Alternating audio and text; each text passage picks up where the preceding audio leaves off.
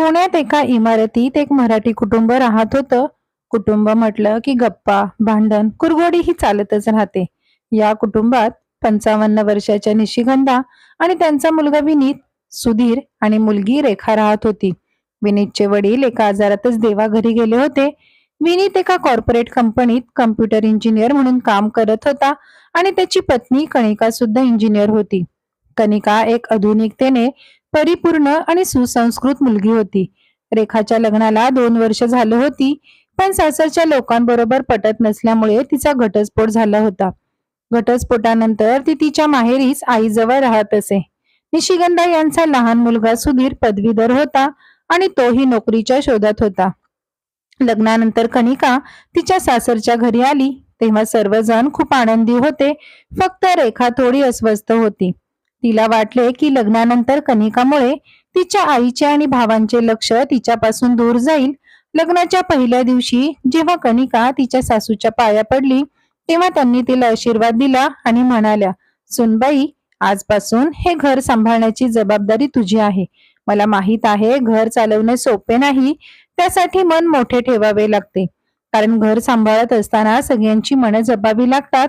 मग कणिका हसत म्हणाली, आई, मी तुम्हाला तक्रार करण्याची संधी न देण्याचा प्रयत्न करेन.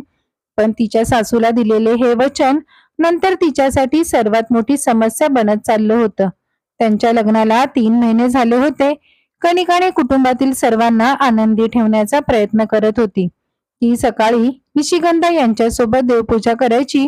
त्यानंतर तिचा दीर सुधीरसाठी आणि नवरा विनीतसाठी नाश्ता आणि टिफिन तयार करून ठेवायची. पण रेखा नेहमीच कणिकशी तुसडेपणाने वागायची. तिच्या बोलण्याने टोमणे मारून कणिकाला त्रास देत असे. ती अनेकदा कणिकाला टोमणे मारायची, तू आईच्या नजरेत परिपूर्ण सून बनलीच आहेस, मग हे ढोंग कशासाठी? आता तू तुझे खरे रंग दाखवायला सुरुवात करशील. रेखाचे हे बोलणे ऐकून कणिका हसायची, पण कुठेतरी खोलवर तिचे हे वाक्य कणिकाच्या हृदयाला भिडायचे. पण तिला आशा होती की एक दिवस रेखा तिला नक्की समजून घेईल. एके दिवशी निशिगंधाताई कणिकाला म्हणाल्या, कणिका, आज आपल्या घरा शेजारील मंदिरात कीर्तन आहे, तूही आमच्या सोबत चल. सासूबाईंचे हे बोलणे ऐकून कणिका म्हणाली, आई, उद्या विनीतच्या ऑफिसमध्ये प्रेझेंटेशन आहे आणि तो आज सकाळीच मला मदत करशील का असं विचारत होता. मी त्याला मदत नाही केली तर त्याला वाईट वाटेल. मी तुमच्या सोबत नाही येऊ शकत. फक्त ही छोटीशी गोष्ट आणि रेखाला तिला टोमणे मारण्याची संधीच मिळाली होती. काय ग बहिणी, तुझ्यासाठी सासूपेक्षा नवऱ्याचा शब्द महत्वाचा आहे का ग? निशिगंधा यावर काहीही बोलल्या नाहीत. पण रेखाच्या बोलण्यामुळे निशिगंधा यांना मनातून वाईट वाटू लागले. यानंतर सासू आणि सुनेमध्ये थोडीशी दरी निर्माण झाली. विनीत त्याच्या ऑफिसच्या कामात व्यस्त असायचा. कणिका सुद्धा तिच्या ऑनलाईन क्लासेसमध्ये व्यस्त राहू लागली. आता घरातील वातावरण बदलले होते. जेवणाच्या टेबलावर पहिल्यासारख्या गप्पा गोष्टी होत नसत. एके दिवशी हे लक्षात आल्यानंतर विनीतने कणिकाला विचारले, काय ग, घरात नक्की काय चालू आहे? तू सुद्धा इतकी शांत का आहेस? काही नाहीये विनीत, उलट मलाच असं वाटतंय की आईच माझ्यावर रागवल्या आहेत. कणिका, आई कशाला रागवेल? उगीच चुकीचा विचार करू नकोस.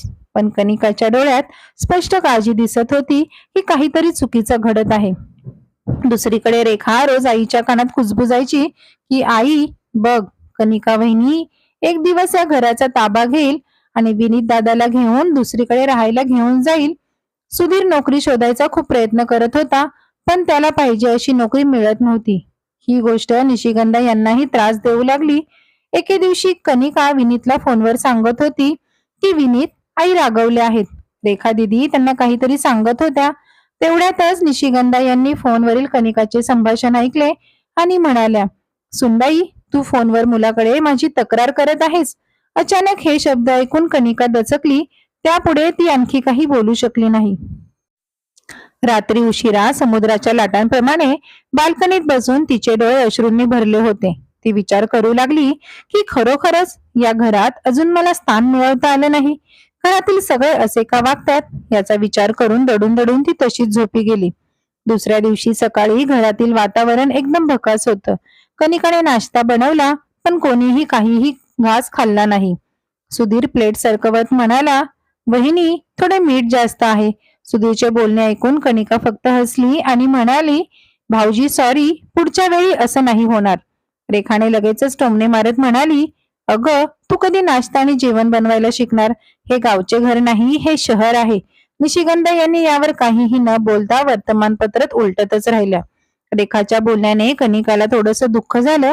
त्या दिवशी तिला वाटले की जर तिने उलट उत्तर दिले तर घराचे वातावरण आणखीनच बिघडेल आणि जर ती काही बोलली नाही तर सर्वजण तिला चुकीचं समजतील. विनीतने कनिकाला सांगितलं की उद्या रात्री माझ्या ऑफिसमध्ये पार्टी आहे, संपूर्ण कुटुंबाला घेऊन यायची परवानगी आहे. हे ऐकून कनिका आनंदाने निशिगंधा यांच्याकडे गेली. आई, त्यांच्या ऑफिसमध्ये उद्या पार्टी आहे, आपल्या सर्वांना जायचं आहे. यावर रेखा म्हणाली, वहिनी, आई अशा कॉर्पोरेट पार्टीत जाऊन काय करेल? तुम्ही नाचणार, गाणार, गोंधळ असणार. आईला हे आवडत नाही. रेखाचे बोलणे ऐकून निशिगंधा यांनीही वाकडं तोंड करून मान दुसऱ्या बाजूला वळवली. विनीत आणि कनिका दोघेच पार्टीला गेले. कनिका छान तयार होऊन जीन्स टॉप, केस मोकळे सोडलेले एकदम कॉर्पोरेट लुक मध्ये पार्टीला गेली होती. घरी आल्यानंतर विनीत कनिकाला म्हणाला, काय मग कनिका, आज पार्टीत धमाल आली. सगळे तुझी प्रशंसा करत होते. पार्टीत सर्वांच्या नजरा तुझ्यावरच होत्या. त्या दोघांचं बोलणं रेखाने ऐकलं. या एका गोष्टीने रेखाच्या मनातील अगीने अजूनच भडका उडाला. म्हणून रेखाने सुधीरचे कान कनिका विरुद्ध भरले. सुधीर, तुला माहिती आहे का, दादाच्या कंपनीत नोकरीसाठी जागा रिक्त आहे, पण वहिनीने नकार दिला. म्हणाली की तू त्याच्या सोबत कंपनीत काम करणे योग्य नाही. रेखाने हुशारीने सुधीरच्या मनात गैरसमज निर्माण केला, कारण तो खूप दिवसांपासून नोकरीच्या शोधात होता. त्यानंतर तो कनिकाचा द्वेष करू लागला. कनिका जे काही करते ते त्याला फक्त ढोंग वाटायचे. तो पूर्वीसारखा हसत किंवा बोलत नव्हता. कनिकाला हे देखील जाणवले की तिचे तिन्ही नातेसंबंध, सासू, नणंद आणि दीर तिच्यापासून दूर जात आहेत. एके दिवशी निशिगंधाने विनीतला तिच्याकडे बोलवलं आणि म्हणाली, बेटा, मला वाटते कनिका आपल्या घरात आनंदी नाहीये किंवा तिला आम्हाला आनंदी पाहायचे नाहीये. आईचे बोलणे ऐकून विनीत म्हणाला, आई, तू कनिकाबद्दल असं कसं म्हणू शकतेस? बेटा, मी खरं सांगतेय, तिच्या येण्यानंतर घराचे वातावरण पूर्ण बदललं आहे. पूर्वी आपल्या घरात हसत खेळत आनंदी वातावरण असायचे. विनीत पूर्णपणे शांत होता. तो अडकला होता. एका बाजूला आई आणि दुसऱ्या बाजूला बायको. त्याने कनिकाला विचारले, कनिका, काय ग, तू या घरात खरोखरच आनंदी नाहीस? त्यावर कनिका म्हणाली, विनीत, मी आजपर्यंत कधीच काही बोलले नाही, पण मला वाटतंय की मी अजून या घरात माझं स्थान निर्माण करू शकले नाहीये. कनिकाचे बोलणे ऐकून विनीत गप्प राहिला. दुसऱ्या दिवशी रेखाचा एक मित्र घरी आला आणि म्हणाला, रेखा, काल मी तुझ्या बहिणीला एका रेस्टॉरंट मध्ये पाहिलं. ती एकटी होती. कदाचित ती त्याच मुलाला भेटायला आली असेल. यापूर्वीही मी त्या दोघांना खूप वेळा एकत्र पाहिलं आहे. निशिगंधा यांनी हे ऐकलं आणि लगेच त्यांनी विनीतला सांगितलं की तुझी बायको परपुरुषाबरोबर बाहेर हॉटेलमध्ये भेटते. तिचं बाहेर काहीतरी चालू असेल, म्हणूनच ती आम्हाला या घरात नीट वागवत नाही. मी तुला म्हणालेच होते की तुझी बायको या घरात आनंदी नाही. माझा संशय खरा ठरला. कनिकाला तिच्या माहेरी पाठव. सुरुवातीला विनीत गप्प राहिला, पण नंतर त्याने कनिकाला सांगितले की कनिका, तू माहेरी जा. विनीतचे हे बोलणे ऐकून कनिकाचे ओठ थरथरले आणि थरथरत्या ओठांनी ती म्हणाली, ठीक आहे विनीत, जर तुला हेच हवं असेल तर मी जाते.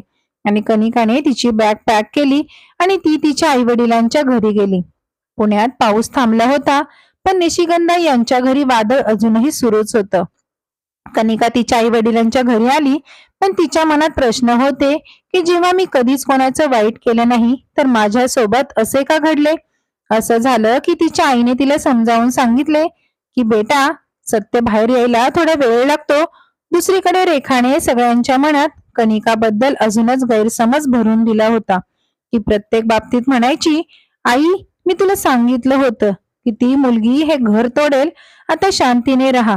सुधीरही होकार देत म्हणाला, हो आई, वहिनी गेल्यानंतर घरात खूप शांतता आहे. त्यावर निशिगंधा म्हणाल्या, हो बेटा, शांतता आहे, पण मला माहित नाही का माझे मन अजूनही अस्वस्थ आहे. एका आईचे हृदय आतून रडत होते की माझ्याकडूनही चूक झाली आहे, पण हट्टीपणा आणि तिचा अहंकार तिचा आतला आवाज दाबत होता. एका आठवड्यानंतर जेव्हा विनीत त्याच्या ऑफिसमधून परतला तेव्हा रेखा आणि तिचा मित्र बोलत होता. विनीतने थेट त्यालाच विचारले की तू म्हणालास की कनिका एका मुलाला भेटत होती. मला जरा त्याचा फोटो दाखवशील का? फोटो बघताच विनीतला समजलं की हा तर कनिकाचा कॉलेजमधील मित्र आहे, ज्याच्याबद्दल मला तिने आधीच सगळं सांगितलं होतं. तो कनिकाला त्याच्या बहिणीप्रमाणे मानतो. विचार न करता तुम्ही लोकांनी अफवा पसरवली आणि आईने त्यावर विश्वास ठेवला. निशिगंधा या सर्वांचे बोलणे ऐकून खोलीतून बाहेर आल्या आणि त्या विनीतला म्हणाल्या, याचा अर्थ कनिका निर्दोष होती? हो आई, माझा कनिकावर विश्वास होता. या सर्व गोष्टी मला आधीच माहित होत्या, पण मला हे सगळं तुमच्याकडून ऐकायचं होतं. आई, खरं तर कनिका तुझी किती काळजी करत होती आणि तू तिलाच सर्वात जास्त वेदना दिल्या आहेत, असं म्हणत विनीत तिथून निघून गेला. त्या रात्री निशिगंधा यांना झोप येत नव्हती. हा विचार त्यांच्या कानात घुमत राहिला की कदाचित मी या घरात माझे स्थान निर्माण करू शकले नाही. सकाळ होताच निशिगंधा पूजा करत होत्या आणि पूजा करताना रडू लागल्या. त्यावेळेस सुधीर आणि रेखाही त्यांच्याकडे आले आणि म्हणाले, काय झालं आई, तू का रडत आहेस? मी खूप मोठी चूक केली आहे. मी सून नाही तर मुलगी गमावली आहे. सुधीरनेही डोके टेकवले. आई, मी सुद्धा वहिनीला समजू शकलो नाही आणि तिच्याबद्दल खूप चुकीचा विचार करत होतो.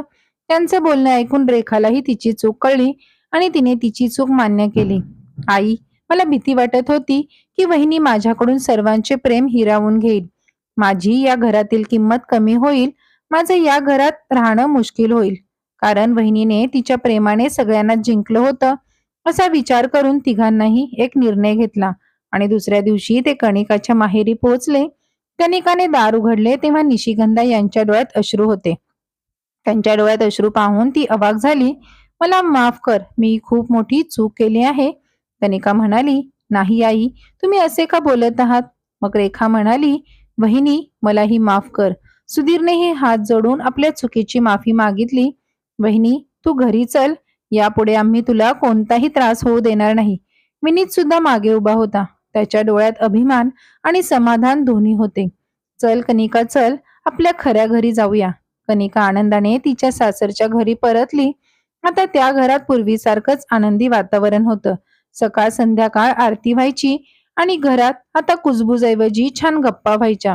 निशिगंधा म्हणाल्या की जर नात्यांमध्ये गोडवा ठेवायचा असेल तर आपण समजूतदारपणा दाखवला पाहिजे आणि एकमेकांशी मैत्रीपूर्ण पद्धतीने बोललो तर इतका मोठा गैरसमज कधीच होणार नाही.